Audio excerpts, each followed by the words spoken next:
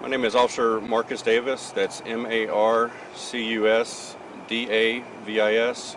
I'm a senior police officer with the Austin Police Department.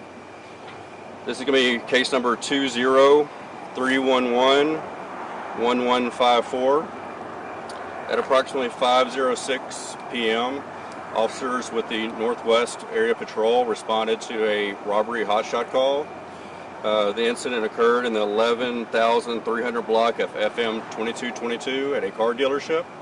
The caller stated that there was shots being fired at this location, and due to patrol responding so quickly, they were actually able to arrive on scene and take two suspects into custody at that time. Once officers were able to finally navigate the crime scene, they did locate an obviously deceased person on scene. There was also another individual at that car dealership who we believe may have had a concealed handgun license and actually fired back at the suspects. One of the suspects was struck and transported to the local area hospital. At this time, we believe this is an isolated incident, but we are asking that if anyone saw anything, to please call the homicide tip line, and the number is 512-477-3588. Can you tell us anything about what led up to this, and what started this robbery, what they were looking for? Right, so all that is being looked at right now. We currently have homicide detectives on scene as well as our crime scene units, and that's their job, is to try to figure that out, exactly what happened prior to officers' arrival and what had that confrontation that took place, the events that led up to that. Exactly what time was the person pronounced deceased? I don't have the exact time that they were pronounced, but it was somewhere right before 6 o'clock. It sounds like you were saying that a concealed handgun license holder was able to stop the suspect in this shootout? I haven't been able to confirm that they are a concealed handgun carrier. However, that's the preliminary information that I was given. They were able to intervene in the situation, but unfortunately, we believe that the person was already deceased at the time. How many suspects were there? So we're not going to give out any number of suspects, but we did detain a couple of individuals that may or may not be related to this incident. Those individuals were transported down to our homicide unit so that detectives can speak with them.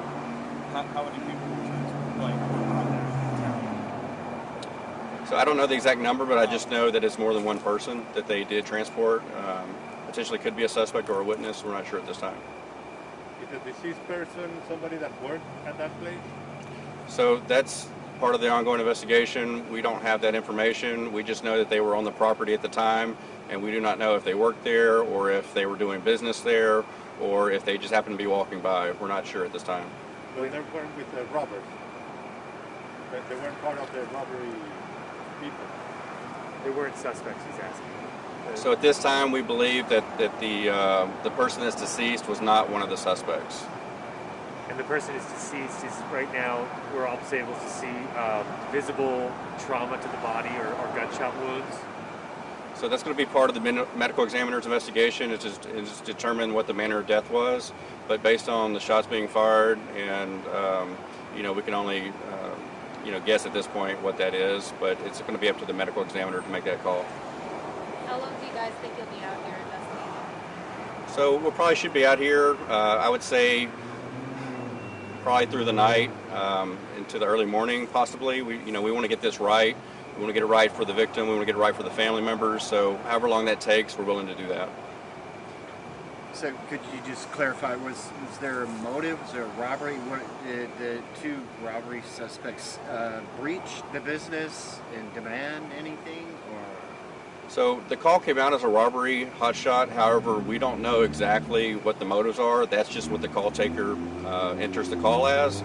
But that's part of the investigation that we're going to look into to figure out exactly what those motives were.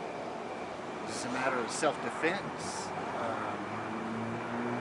It's too early to say what it is at this point.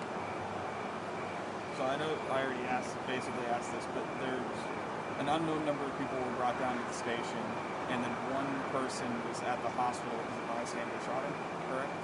That's correct. Okay, well, I just want to make sure. Yeah, the person that was shot was a bystander. Is that what? So there's a deceased person, and then there is a suspect or someone else that was involved that has been shot as well. That's currently at the hospital receiving treatment for those injuries. Okay. Can you just tell us again? You don't want to tell us the business where this happened yet, just so that we have that. The producer can see this. Right.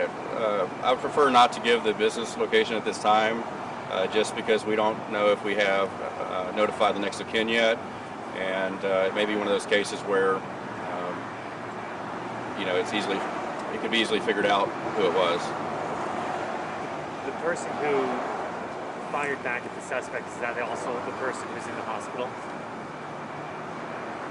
Say that one more time. The person who fired at the suspects, possibly with a CHL license, is that the person who's also at the hospital? No, he is not. Were there any goods taken by the suspect? So we don't have that information right now. Like I said, the homicide investigators are looking over the evidence at this time. They're looking at if there's any cameras in the area. They're talking to witnesses. They're talking to everyone that was there, talking to the officers that responded to the call. So we'll have that information for you at a later time. Any reason for the public to be concerned for their safety, sir? No, we don't believe there's any risk to the public at this time. It's an isolated incident, and if we are made aware that there's a situation to where the public is in risk of danger from this incident, then we will notify them as soon as possible.